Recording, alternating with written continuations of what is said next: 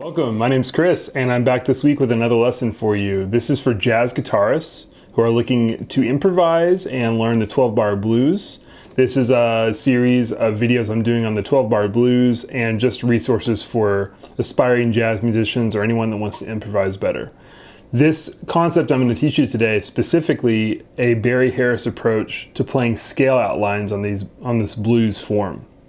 This has really changed my feelings on improvisation, and I think it can do that with you too. It can really unlock some stuff. It's a really powerful thing that goes very deep. In fact, Barry's method is being taught by a few people. I can link their channels below. Chris Parks, there's Labyrinth of Limitations, Thomas. There's a few guitarists on YouTube who do a much better job than me at teaching this regularly.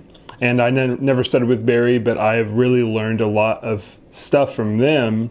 And really, the thinking has gotten into my head such that I find it working automatically, and it helps me give another perspective to how to improvise, how to play changes, how to make it easy, how to teach students how to do this stuff who have barely listened to jazz, much less know how to improvise or know the vocabulary.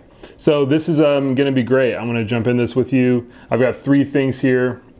Level 1 will just be going over this scale idea, and I'll be talking about the benefits of that, how to practice that on different chords. And then levels 2 and 3 are going to be looking at applying this to the form and maybe tweaking it a little bit and getting a couple other things up our sleeve out. So let's just jump in. Grab a guitar if you play guitar, but honestly, anyone can benefit from this. It's not a guitar lesson per se. This is a music lesson, right, on the guitar, but this really can be applied by anybody. Piano, horn, vocals is really useful, and there's nothing guitar specific to this. Okay, so the scale outline. This is how this works. Pretty simple idea is that we're going to kind of map out this tune or the form of a 12-bar blues, and I'll pick B flat. I think I've done different keys, but I was just playing it in B flat to warm up. And what we're doing is we're playing essentially a Mixolydian scale. If you know what that is, it's a major scale, only with a flat 7, right? So here I'm playing B flat major. Make sure you can see my hand. I will say you hopefully can figure this stuff out from no tablature or stuff. If you need tablature for something like this, I think you probably just need to pick some other things until you're ready to kind of intuit what I'm talking about or learn it from rote.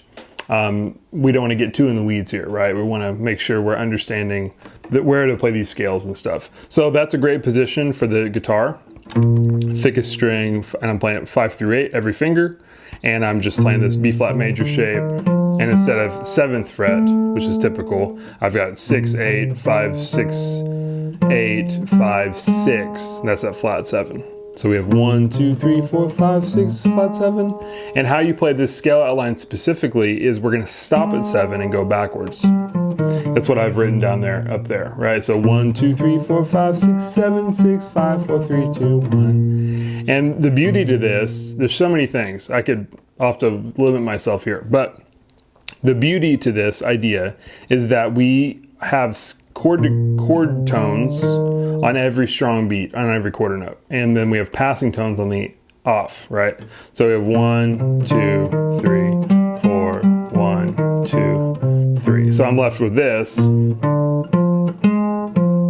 the strong beats, and then on the passing I've got all the in-between notes, right?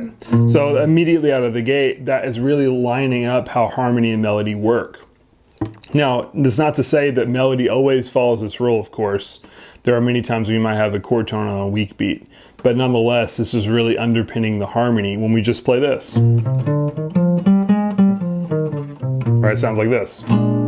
Sounds like a B flat 7 sonority, right? So that's how you should practice all these, is 1 to 7, back to 1. The second way this benefits us is that this is a 2-measure idea. And many times phrases automatically, or I think our thinking can just automatically benefit from thinking in pairs of 2 measures. So that's another huge advantage to this. We're kind of zooming out a little bit. There's sometimes in music where you can zoom out more and think in terms of 4 bars. But immediately out of the gate, it's more musical, I think, to play a 2-bar idea versus a 1 idea, right? And many times chords are grouped in pairs of 2, like measures 3 and 4, measures 5 and 6. And then even at the end, the turnaround's 2 bars. And then if you make this 2 and 5 on measures, what would that be? 9 and 10. That is also, we can compress that down in Barry's language and Barry's world. So to reiterate, we have 1 to 7 going just out from 1. This is a good position. One more position, I would mess with this on guitar or whatever instrument you play. Try different ways of playing this, different registers. But on guitar, if you play it up an octave, it's the same shape except for the last 2 notes. Because of this tuning of the guitar, they're going to be 1 over. So you see that I've got my, it's like now in those 2 middle notes in the position instead of here where it's the 2 bottom notes in the position, right? So again, it's just Mixolydian. I refer to this just as a 7 scale. That's not really a thing, but you know, B flat 7, play a scale. That's what I'm doing. And again, we're trying to equate the chord to the scale. And we're gonna really, this is not about chord scale relationship or anything. It's not even saying that all these notes are always gonna be hip on a B flat 7 chord, but this process is really subconscious, and what we're doing is compressing this information down to have these 7 notes here accessible immediately in our fingers, right? I'll do a brief plug on this. I'm gonna make a video. Well, I can't plug something in the future, but I will be making videos on this, but I would check out these 2 channels, the Barry Harris guitar channels that I'll link below. There's also great piano channels, but basically learning how deep we can go with this scale. So we can play this scale, I'll just briefly show you so many ways. You could play the scale in thirds, right? So I'm just skipping skipping a note, going down a note, skipping, down, skipping. So we can do that. We could do triads, right? We could do sequence 1, 2, 3, 2, 3, 4, 3, 4, 5, and it starts to get really crazy when you start doing 7 chords and splitting those up in cool ways, like boo doo doo da, boo doo doo da. So I'm just taking that Mixolydian, that 1 through 7, and I'm playing it with all these ways. I've got these thirds I'm skipping. What if I also add a half step underneath some of these ideas? So, right, or a half step to thirds. Right, immediately gets really squirrely and really cool. There's more advanced things too, but that's the kind of depth you want to know these 7 notes, right? We're really trying to compress that information right onto our fingers to where we can really use it quickly. You can also, of course, run these the opposite way, and it's the same, still true. All the same kind of architectures there. Okay, so I'll be teaching on that more in the future, on working on that, but that's the prerogative for you. That's your goal, right? Okay, so getting on to any weird things in this, because we have 2 measure ideas here, or 2 measure phrase, look at the form, and you can tell that I've bracketed everything. Now, measure 2, there's something weird to that, but we might even just kind of call that a 1 chord for now, with this scale outline, and then I will walk that back and we can play it as a 4 chord. But if I play, you know, this, that would sound really good on 2 measures of B flat. And in fact, this is really good practice. Part of, if you watch other videos that I'll teach on jazz or in general, I really promote singing a lot, because it really gets at the heart of often not being ultra familiar with what we're doing and having this disconnection between our voice in us, our musical voice, artistic voice, and our instrument, right? So really good practice is just practice singing this while you hear the harmony, or while you play the harmony. That way you can really hear both. So they'll be like 1, 2, 3, 4, 5, 6, 7, 6, 5, 4, 3, 2, 1. You'll notice that, I'll come back to this, but the difficulty with the E flat on measure 2 is that doesn't quite work with this idea. Though we can alter this idea and it will still work. So that would be like boo da da da da da da da da da, 3, 2, 1, right? That 3 in there, the D from the B flat, is going to clash with this E flat, because the D that we want in with the E flat 7 is D flat, right? That sounds more normal. So it'd be kind of weird to start a E flat 7 phrase with D in there. Because that's pretty, right? Dominant, pretty. There's that D there, right? So we can handle that though. We can just simply make that D a D flat on the way down. So if you can do that, that's not too bad, and I'll show you how that looks. Though we can, at first, we're just gonna do B flat.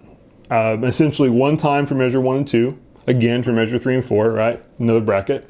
The 4 chord, we'll move this entire thing, so that will move to the next string. It's the same form. It just won't be the same form on the guitar if you start on the D string, because then we're invoking the B string. Anytime you're playing stuff on the B string, coming from G to B, or, well, not B to E, but anytime you have the G going to the B string melodically, you're gonna have a weird shape change because of the tuning. So, okay, that means that we'll have B flat, E flat, right? That's measure 5 and 6. And then on measure 7 and 8, even though there's a 6th chord there, we're gonna play B flat again. And then measure 9 and 10, Barry's World, he teaches that the 2 and the 5 of any 2, 5, 1, we can just play a 5 scale outline. And in general, you can play 5 ideas on that 2. That's essentially like subdominant, dominant, tonic, right? And we can kind of make the subdominant and dominant just dominant, just a 5 chord, even though there's a 2. And this idea is not to get like, I don't know, there's a huge sense to this once you understand it. So it's going to be hip to play the 5 stuff on that 2. If the bassist is playing, you know, walking, boom, boom, boom, walking on 2 and 5, if you're playing 5 ideas on that 2, it's going to be really hip. These essentially are similar chords if you zoom out enough. That's the idea. So all to say, we can just play a 5 chord there. So nice and easy. So far we've just had a B flat, E flat, B flat, B flat. And then we have an F, that's the 5. And then on this last, the turnaround, the last 2 measures, you could do a few things. One idea that you could mess with here, and this is still in level 1, is just a short variation of this, which would be like on the last 2 ones, let's say I say on the 1 and 6 measure, I play just a 1, so I play B flat, but I just stop there, 1 to 5. Boo-ba-doo-da-da, and then I switch. And the 2 and 5, I just said we could boil down to 5, so I could just play 5 there, 1 to 5. Right, so boo-da-doo-da-doo, boo-da-doo-da-doo.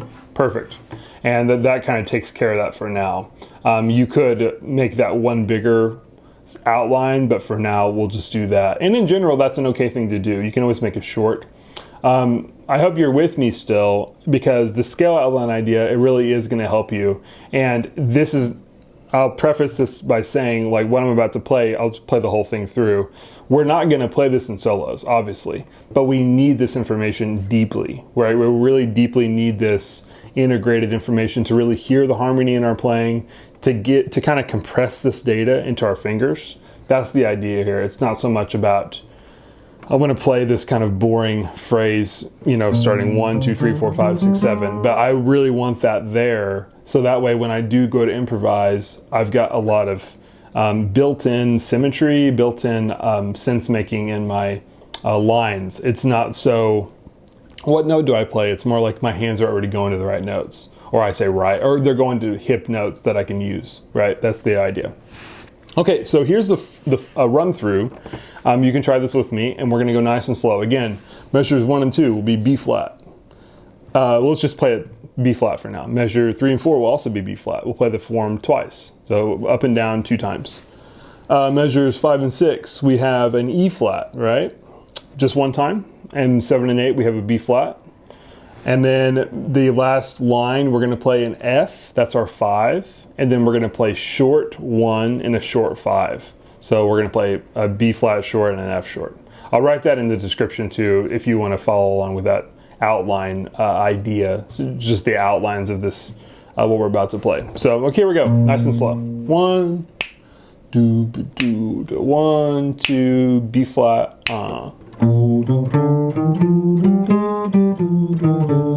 Same thing, measure 3 and 4. Now, same form, E flat on the next string. We're going back to B flat here.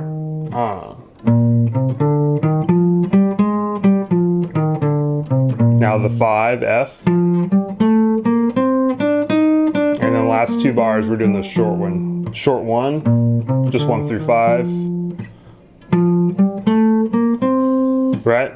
That's it. And you could run that through multiple times and hit all the spots. Right, you could do it higher. Of course, you could try this in another key. That's really good stuff to do. That's what you want to do to really make it stick. Okay, so hopefully that made sense. And the scale outline idea will really work on about any kind of straight edge jazz tune. So I'll talk more about that, but this blues form, we're getting our really money's worth because it's used in so many tunes. But this will really work well. It actually probably even works better in non-blues things, but it still really works here. So that's level 1. Hopefully that's not too bad. Getting into level 2, and this will help us deal with measure 2 with that weird note. I mentioned we can make the D, D flat, right? That's essentially what we're about to do. But there's a really cool level in Barry's world. Barry's world, it kind of goes on forever. With the dozens and dozens of hours I've studied it, and I, not even having ever met or gone to one of Barry's classes. Sadly, he passed away a few years ago. But this is one of the amazing things about this, is that he has all these kind of ways of understanding harmony, and they really are kind of novel and interesting, and they really continue the kind of classical understanding of harmony. And Barry was not into like some of the more modern things in jazz that he saw kind of breaking these rules or conventions. But for bebop, there's nothing better, in my opinion. Or it's really, really helpful, really jump starts things. So this idea here is that E flat, or on any chord, major or minor, dominant or other kinds, you can play a scale based on the 5th of the chord. And that often is not going to be the same quality of a harmony there. But if on a 7 chord, we can play a minor 6 or minor 7. In fact, it's the same exact scale here, so Mixolydian, or what I call 7 scale, with a minor 3rd. So it's a Dorian mode if you like modes. So E flat 7 is the same as B flat minor Dorian, or B flat minor 7. And I'll just call it B flat minor 7 scale. Right, it's just the same thing. Instead of this, 1, 2, 3, with a major 3 there, I play it like this. So you see that I'm playing 1, 2, 3 on the same string, and then I go on. And then it's kind of funky because we do have a little bit bigger of a shape, but I find that the first 3 notes being major really work like this well, and then being minor, they work well to play it on the first 3 notes on the same string. So that's really hip, right? And we could even go through with this idea and test it and basically play on the B flat 7. I could play F minor 7. Those are actually the same exact notes on paper, right? If you write down F Dorian scale, you get F, G, A flat, B flat, C, D. D's that 6th note. That's that note, right? And then E flat F. So the only thing that's different there is the 3rd. So they're kind of the same thing, just minor and major versions. So that's a really, really hip idea. And that means that bar 2, I could think of 2 ways. I could think of it like E flat 7, and that's in the middle of this form, or of the outline. That means that I have to think on the descent of B flat 7, turn it into E flat 7, and that literally just means this. Make any D, D flat, right? Because they're essentially, well, here's a good way to see this. Remember, E flat 7 equals B flat minor, right? So B flat 7 turns into B flat minor, right? So that'd be like boom, ba, boom, boom, boom. And when you play it as B flat minor 6, which we'll get more into shell chords, then you can really hear that. And then that's essentially this, right? It's a really cool idea. So measure 2 we can handle like that. We can think of it as either B flat minor 6, if you will, and Barry's world that goes far deeper than this video will today on 6 chords and the scale of chords that he teaches. There's 4 of them, and we won't get into that today. But you can think of it as minor, or you can think of it as E flat 7, and we're just changing it on the way down. So if I do that, if I just change that D to D flat, I would get this form on the way down, right, from the major. So measure 1 and 2 would look like this. It'd be 1, 2, ready, and then here on the way down, right? Kind of nice. So you could do E flat 7, you could do short B flat, but I kind of think it's actually good when you're ready is to try this sort of thing. My ear just really naturally wants to do this, right? This is a good way to test it. 1, 2, 3, 4, 5, 6, 7, 6, 5, 4, flat 3, 2, 1, da da da, right? Ba-da-dum, ba-da-da-da-da-da-da-da-da-da-da. Right, so on that B flat 7, that B flat scale is of course going to be really comfortable, but on the E flat 7, you're going to feel that grind of the D, right? So you want that D flat instead. Okay, so that's how I generally play this form and teach it for this blues, is to alter that descent like that. So it's nice. You still have the form there, the outline, but then when we need to change it, we can alter it like that. The other place you might want to do that would be on, actually, that's about the only place for this 6 on the 5th. I didn't mention that, but that's what Barry calls it, 6 on the 5th. So that's a really cool concept. Of essentially any chord can do that. I will briefly talk about the theory behind that real quick because it's kind of cool. The idea is that if you think of vertically, like harmony, and we're not thinking about the scale so much, a E flat 7, if you start on, or what's a good way to say this?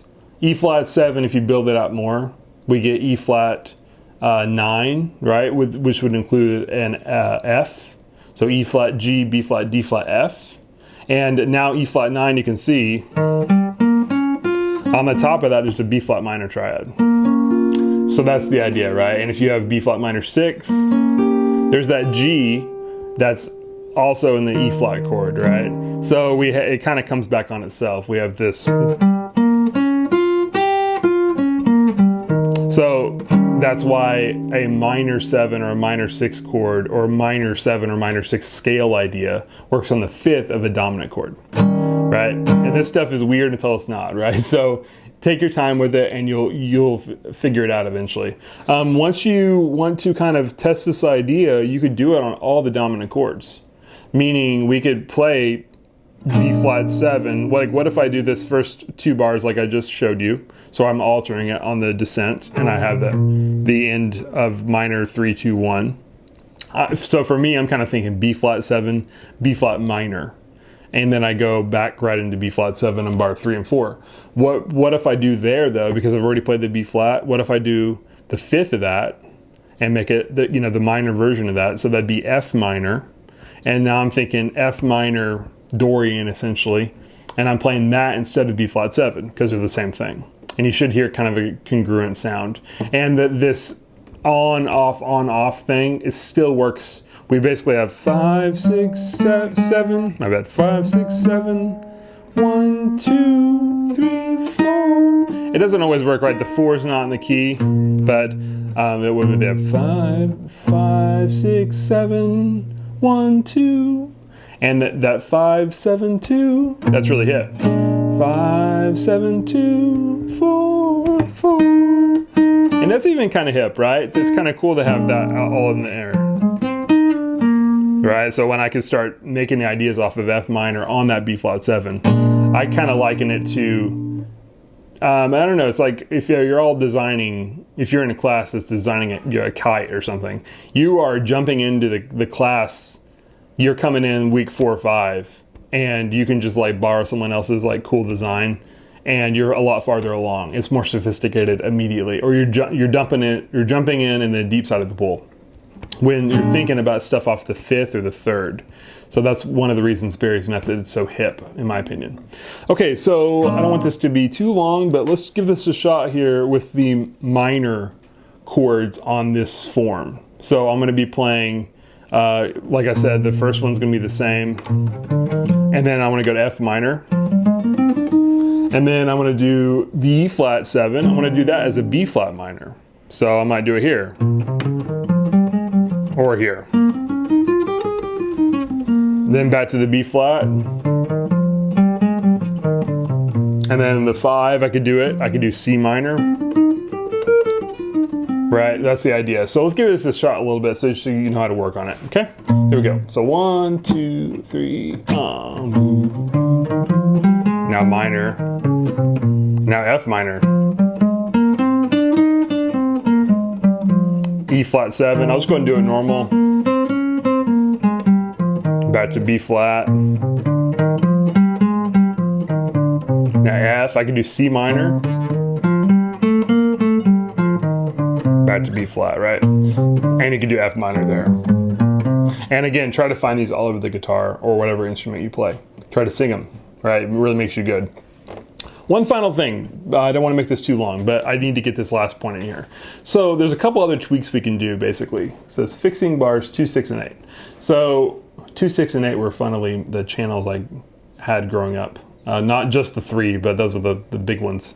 So, okay, what I mean by that is there's some cool stuff. We actually already fixed bar 2, right? There's a term, I think it's a Michael Levin, the Jazz Theory book. I think that's his name. Really popular book, and I own it. I own his jazz piano book, and there's a lot of good stuff in there.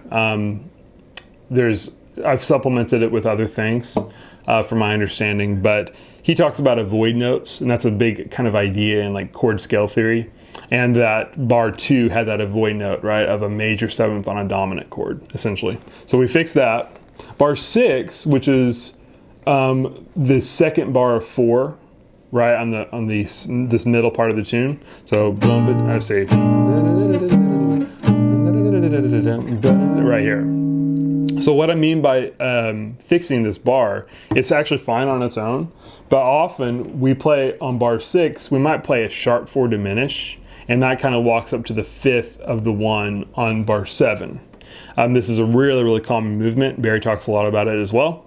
And what we could do there, just to prep our ears, is going on bar 5, going up E flat 7, and then instead of E flat, why don't we play E? And you kind of hear that passes us or kind of gets us ready for this F. So, and this E diminish,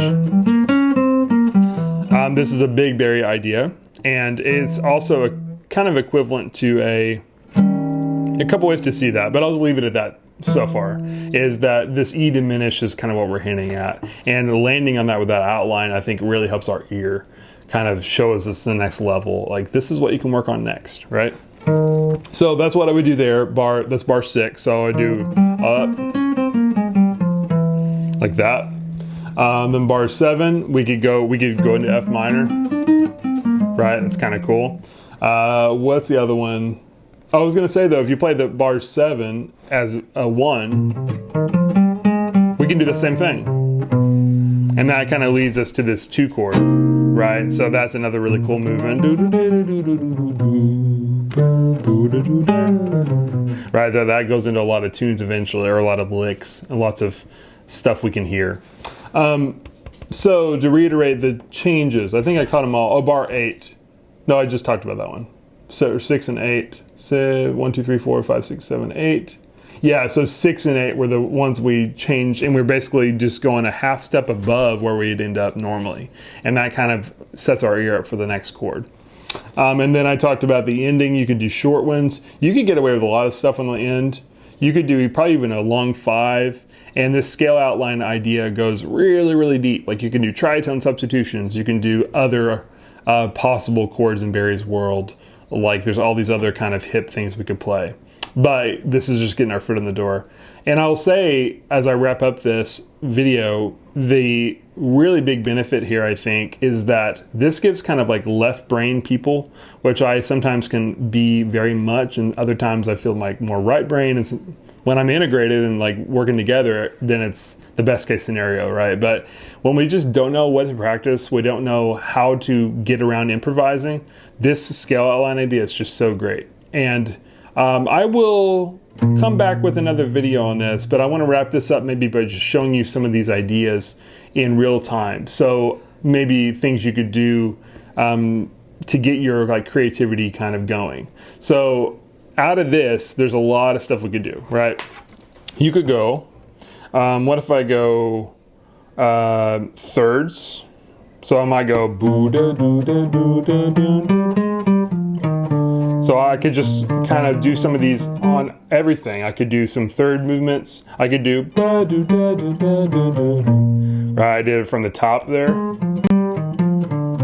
Or maybe a 7 chord. And I really like dig this kind of lead-in idea with a half step. So I could go like 1, triplet, 3, 4.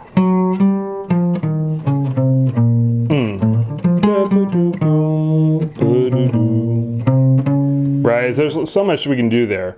This is really going to help you see the kind of strong chord tones that we can shoot off of. I could do something off 3. Right, that's nice.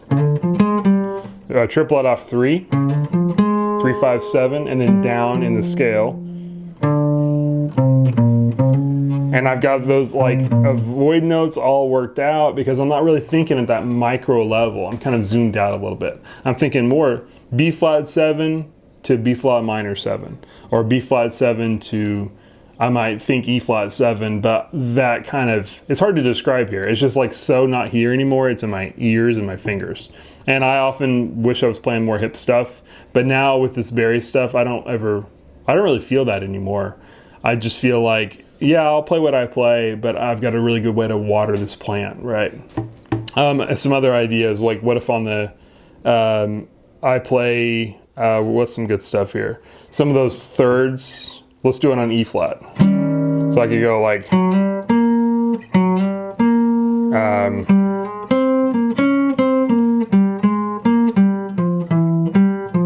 right? So there's just a lot of stuff we could do there. I could break the thirds.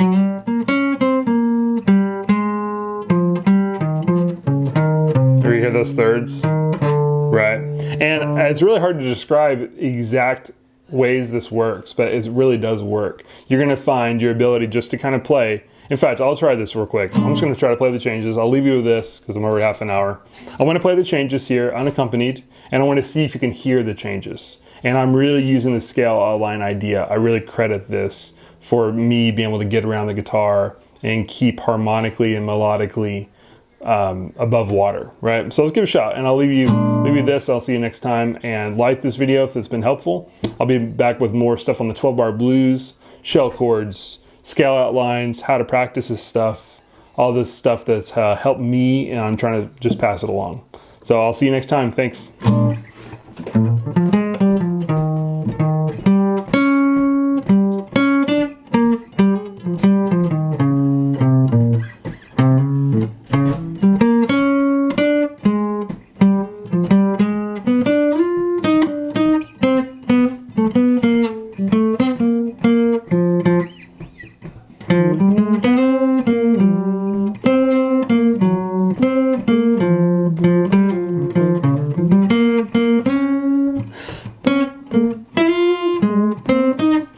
Boop, boop.